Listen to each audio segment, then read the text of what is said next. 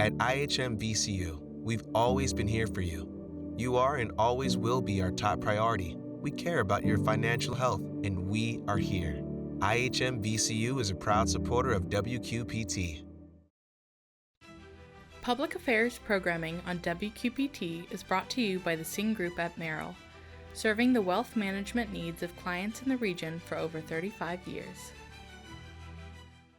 The illness that make us sick of winter, and the Oscar buzz, a look at the best of Hollywood in the cities.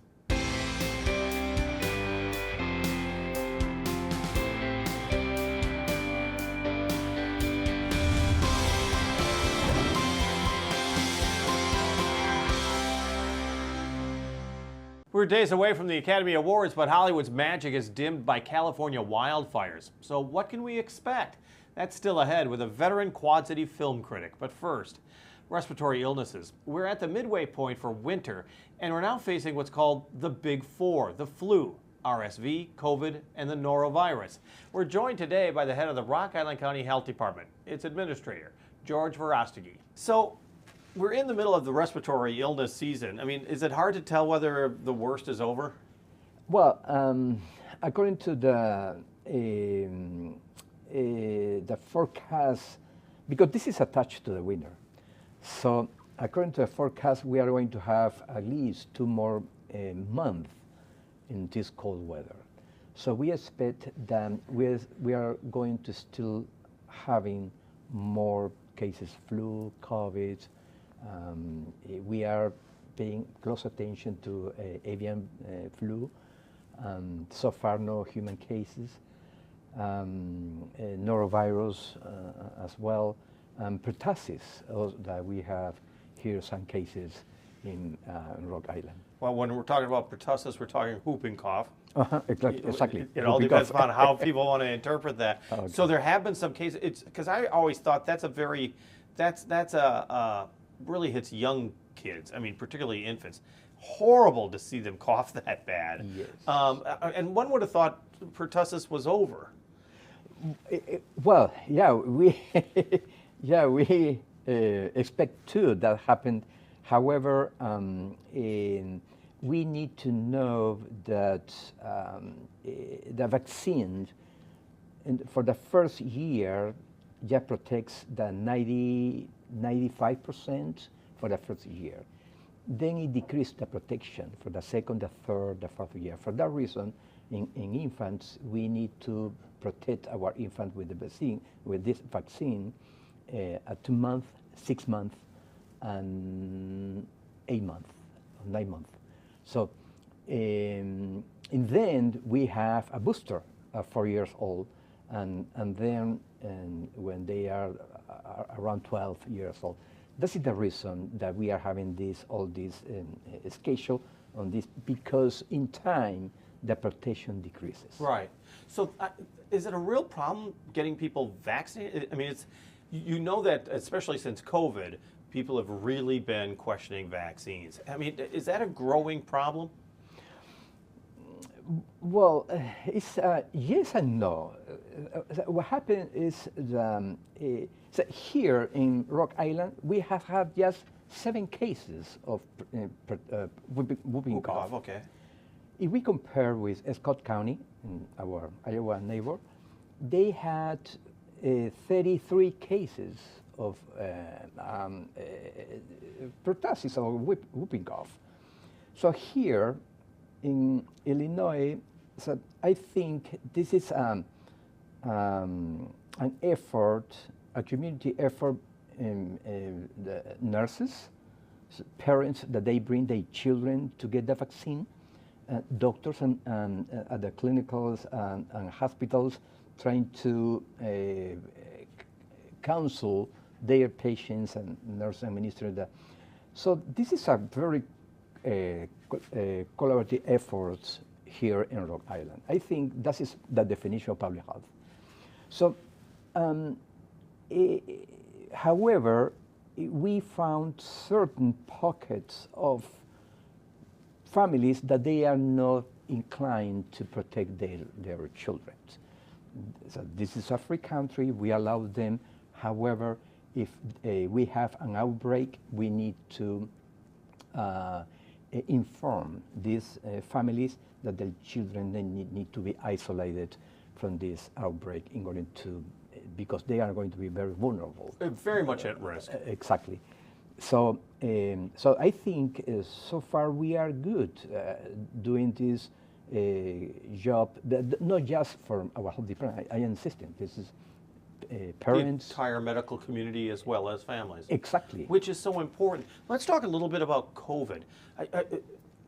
It was first, public warning came out 5 years ago. 4 years ago at this time in January was a huge peak in cases. Even 3 years ago in January, we saw another peak. It is a very different virus now. Yes, yes. So yeah, we have variations or mutations in this virus. And correct me if I'm wrong, when you do have the variations and the mutations, it tends to it attacks the body perhaps differently, but it's a weakened virus. Not necessarily. Okay, all right. We can have in some point a mutation that could be very, very dangerous that we have in the past. So going back to your question, you are right. So what happened when we were in the middle of the pandemic in the 2020, 2021, and we tried to speed the process to get a vaccine at that time. So the pharmaceuticals, they shortcut some part of this process. Absolutely. So this is the reason that the population in the whole world, not just here, they were a little afraid about this new vaccine because didn't go to the usual way that we have the vaccine for other diseases. So, however, in time, we have demonstrated that this vaccine is very, very healthy. Indeed, we, in our health department, we conducted a survey to our individuals that they come to our health department to get the vaccine, the COVID vaccine, Right. asking for adverse effects. We found very interesting information. We found that none of them, they need to go to the hospital because of these adverse effects. None of them, they lose a single day after the administration of that vaccine. We found that just minor side effects like some pain at the Right, site, some burning, different coloration at the site of the administration. But more than that, we didn't find any serious adverse effect related to the vaccine here in Rock Island. And as a public health official, knowing that and looking at those statistics, you would say the COVID vaccine was a huge success. Yes, it is. It is. Because in just with this information, we need to go in deep and try to identify other factors, human behavior, for instance. Sure. For instance, if someone gets the vaccine, can relax that protected against someone who or could go to a gathering meetings and conversely, someone who didn't have the vaccine is going to be more careful in order to be part of partying or... Sure, they'll segregate themselves more. Exactly, Yeah. because he knows or she knows that The she risk. didn't have... Exactly. So that is part of this. So for that reason, I think the conclusion at the end is important to get a vaccine. There's a protection risk against the COVID-19 virus, but also we need to take under consideration that despite that we are having the vaccine, we need still put in place some protected behavioral factors against this virus because it's still out there. It's still out there. Let me talk a little bit about a specialty that you had in California. You were very active in the WIC program, the Women and Infants program. How important is it to get prenatal care and to get maternity care in Rock Island County? Yeah, well, I think that is crucial now that we don't know what will happen with all this economy that is uncertainty. So here in Rock Island County, we have 18% of our children that they live under poverty line. So I think it's important to try to expand this program out in our community. We recently, just today, we hired a new nutritionist because we want to implement a mobile WIC clinic here in Rock Island. So I am planning to discuss this with my Board of Health. I want that they support me on this because we are going to need a mobile unit in order to serve the community where they live. Because we found that some communities now they are not have transportation, for instance, or they are afraid. But that happening right now, going out in the streets because we're happening right now with. So instead of expose these communities or they don't have transportation, we are going to go where they live. When do you hope that that could start? Well, we are working right now with the state. So today we have a new hire.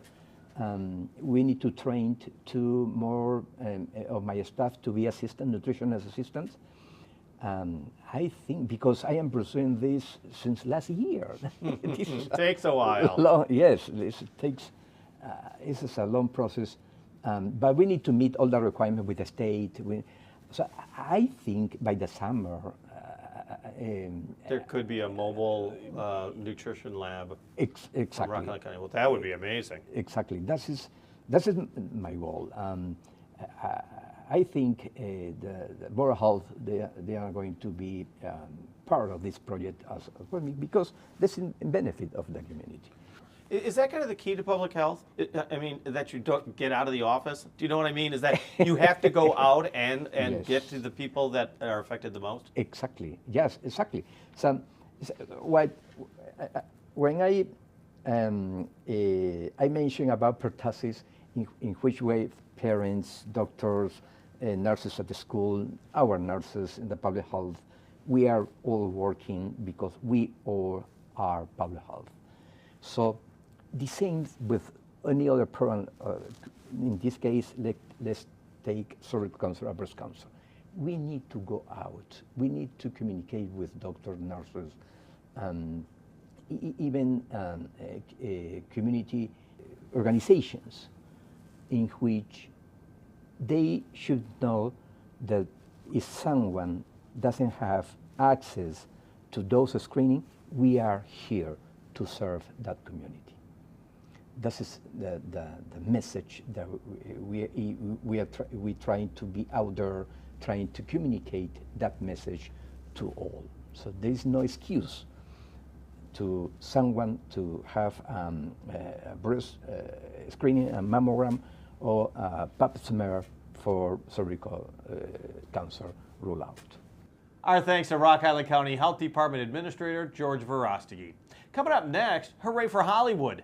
Did the top Oscar picks make an impression in the cities? But first, we're halfway through February with a calendar full of events you might enjoy. So here's a few of them, thanks to Visit Quad Cities. Check out the things to do this week in the Quad Cities. Start off with watching your favorite pups in action at Paw Patrol Live on February 18th at Vibrant Arena at the Mark. Then you can join the author of the book From Dubuque to Selma and Beyond as he shares his personal journey at the Rock Island Public Library on February 19th. Then try cookie martinis paired with your favorite cookies at the Public House on February 20th. Next, you can support local Black-owned businesses at the Black-owned Business Expo at South Park Mall on February 22nd. And finally, Ballet Quad Cities presents Love Stories on February 22nd at the Galvin Fine Arts Center. For more events like these, check out our events calendar at visitquadcities.com. This is proving to be a tough few weeks for Hollywood. The Academy Awards are a few days away, just as Los Angeles deals with wildfires that claim thousands of acres and hundreds of homes. But that's just part of the drama coming out of Hollywood. And watching it all is Mike Schulz, film critic and editor with the River Cities Reader.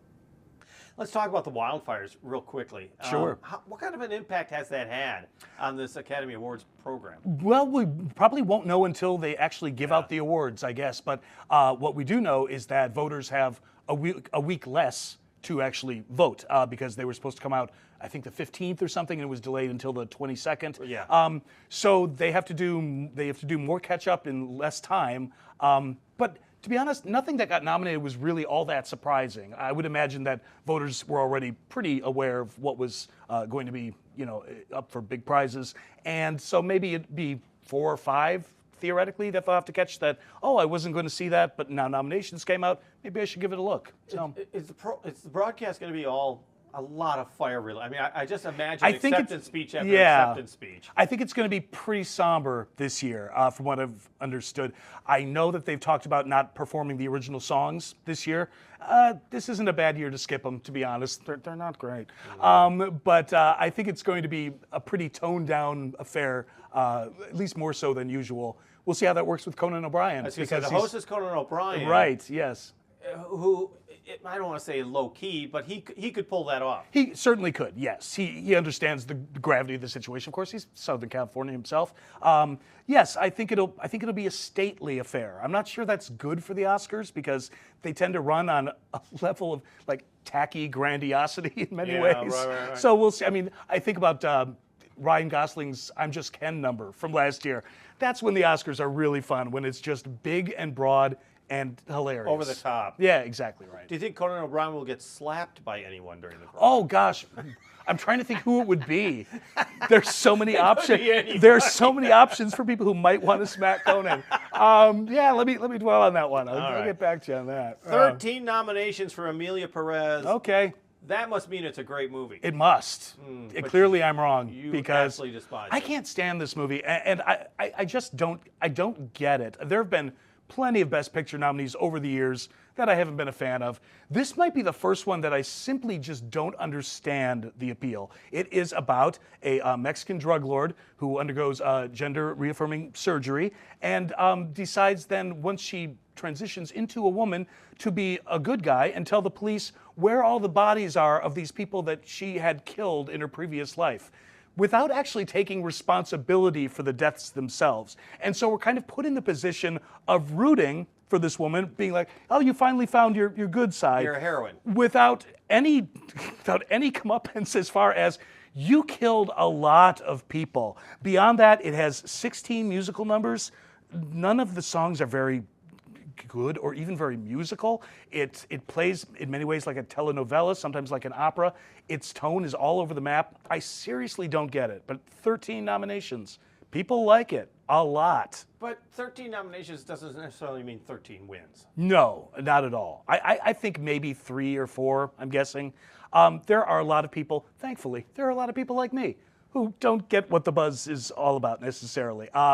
I think it's going to be a pretty spread the wealthy year for the Right, Oscars. okay. And so I don't see it getting even the majority of the 13 nominations. At least that's what I'm hoping for. I'm crossing fingers on that because give me a break. Ugh, really don't like that movie.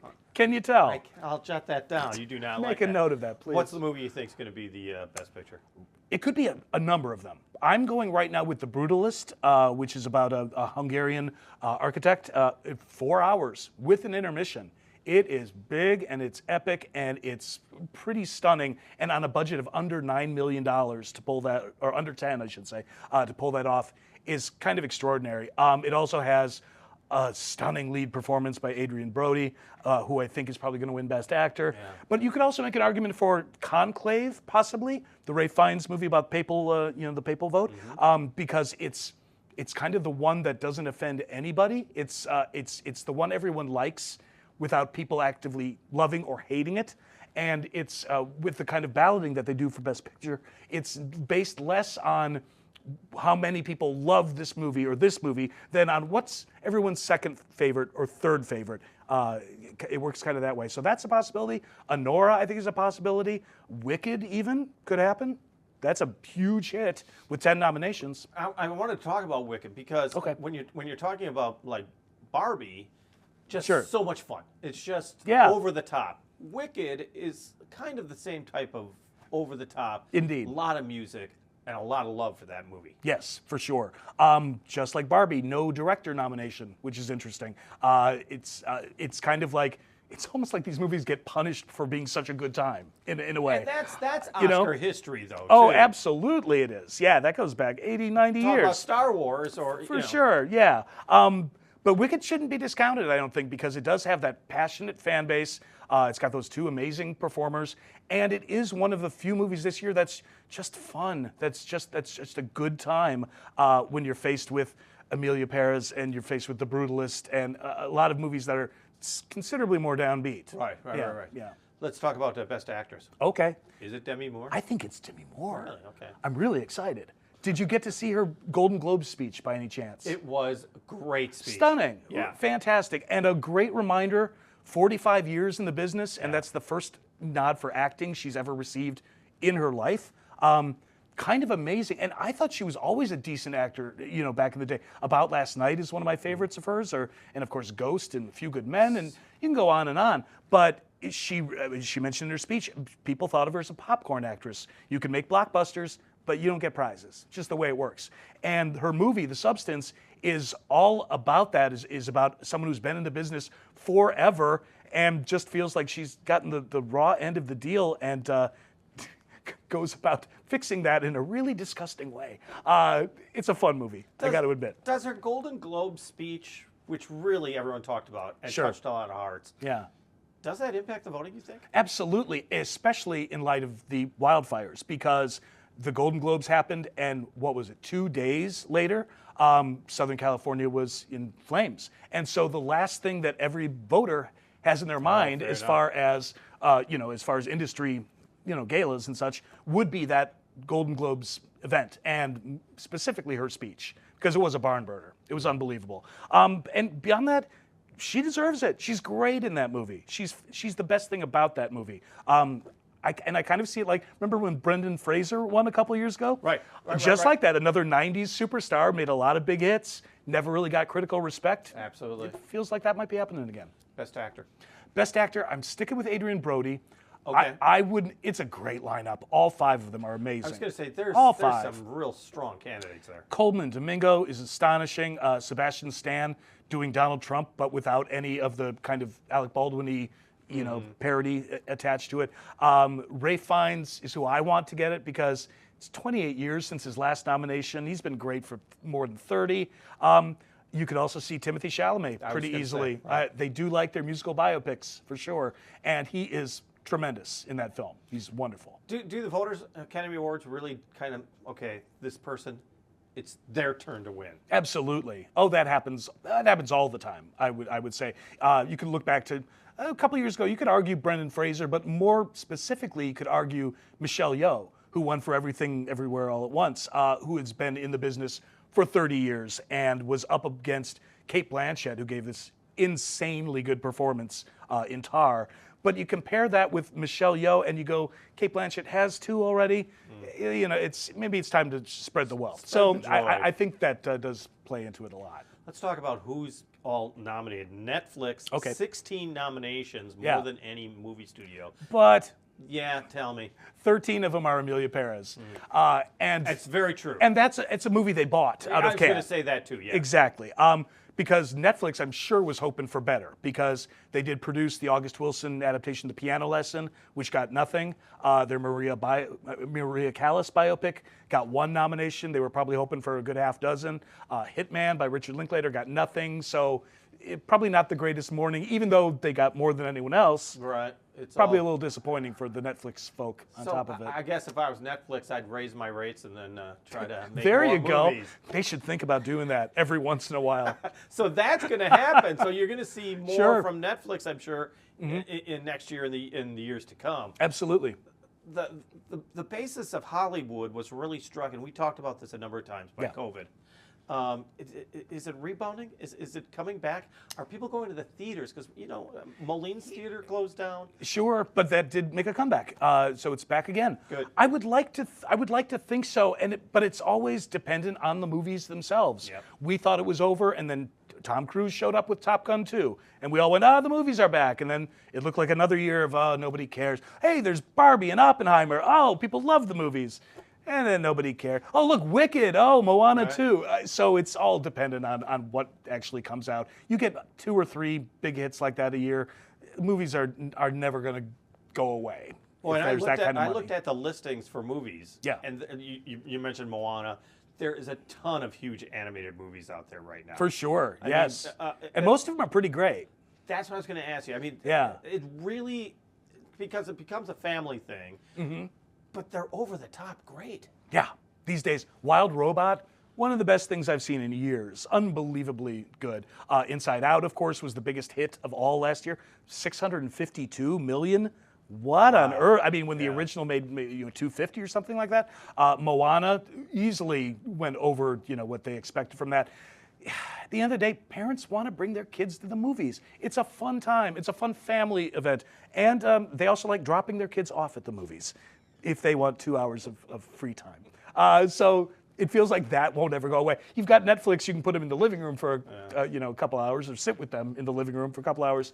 But, boy, the big screen experience, I mean, there's still very little that can match it. No, it's still good date night place. Absolutely right. Yes. Yeah. It still kind of gives you everything you want. And I'm not sure if you've noticed this. I've noticed a lot fewer cell phones going off. I've noticed fewer laptops, being super bright a row ahead of you. It feels like people are actually kind of getting it at long last. Like, this is a place I can get away for a couple hours. I rarely see those irritations the way we used to not that long ago. Right. So maybe people, again, fingers crossed, are getting on board. Just let this be a magical place for a little bit, Our thanks to Mike Schultz, film critic and editor with the River Cities Reader. On the air, on the radio, on the web, on your mobile device, and streaming on your computer. Thanks for taking some time to join us as we talk about the issues of the cities.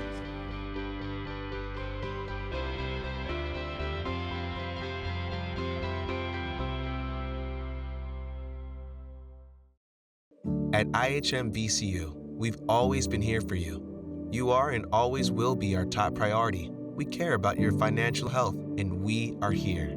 IHM VCU is a proud supporter of WQPT. Public Affairs programming on WQPT is brought to you by the Sing Group at Merrill, serving the wealth management needs of clients in the region for over 35 years.